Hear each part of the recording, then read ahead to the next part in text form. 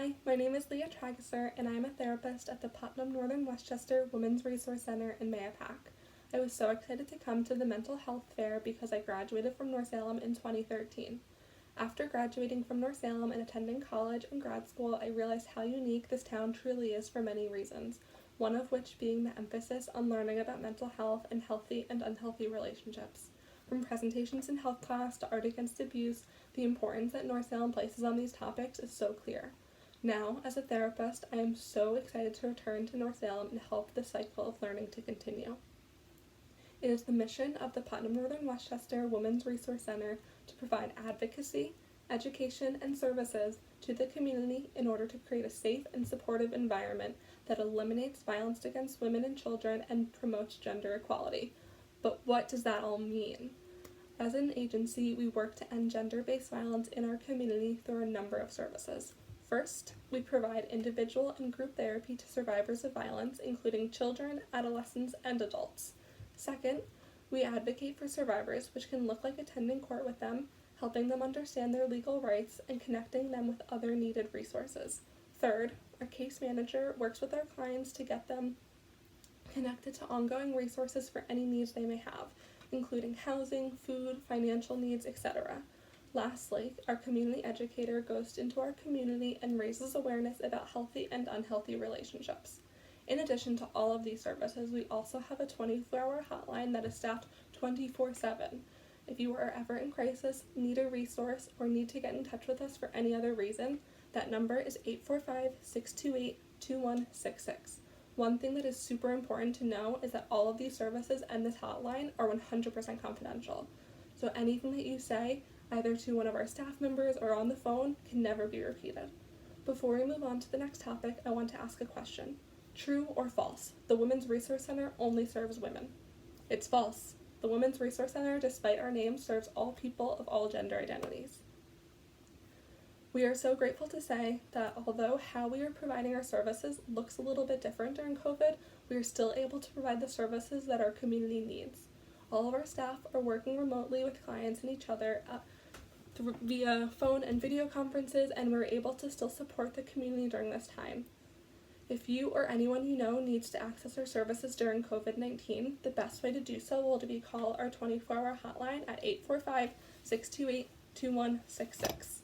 As an agency, we recognize that because of quarantine, everyone is spending a lot more time together with their family members.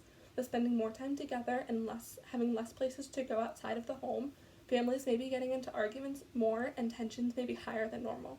To alleviate the stress, there are ways you can take care of yourselves, but you can always also call our 24-hour hotline, which is 845-628-2166. Self-care is so important during COVID-19 because we are all experiencing a new way of living that is so different from our norm. New ways of learning, new ways of connecting with friends and family, even new ways of going to the grocery store. With all of this newness and uncertainty in our future, we need to take care of ourselves. From what I've seen, self-care has become more and more talked about through recent years, which is amazing. For some, going on a 5-mile run fuels them, de-stresses them, and helps them process whatever is going on in their life. For others, a mile walk will have the same impact. It is important to brainstorm what ways you can take care of yourself. Having a long and diverse list is great because we don't always have the time, energy, or space to go for a walk or run. Finding other ways to incorporate care into our day, such as enjoying a cup of tea, painting our nails, painting a picture, throwing on your favorite song and having a dance party, will serve you well. To help you brainstorm, I want to show you a self-care wheel. It breaks down self-care into 6 different areas: physical, psychological, emotional, spiritual, personal, and professional. In the bio of this video, I will include a PDF of this wheel as well as a blank one so that you can brainstorm ways of taking care of yourself in each of these different areas. Lastly, I want to talk about coping skills.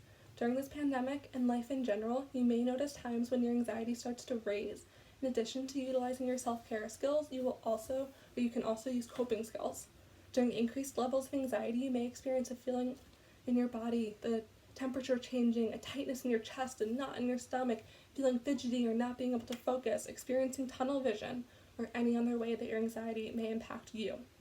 Recognizing your signs of anxiety are great because then you can utilize coping skills to ground yourself. Grounding means to bring your focus to what is happening to you physically, either in your body or in your surroundings, instead of being trapped in your thoughts in your mind that are causing you to feel anxious. I will talk about 2 coping skills that I recommend to clients, but there are many more that you can use. The first is called shape breathing. Pick a shape, a letter, or a number and imagine it. I'm going to pick a circle. As I inhale, I will draw the outline of the circle, and as I exhale, I will mentally trace it in the opposite direction to erase it.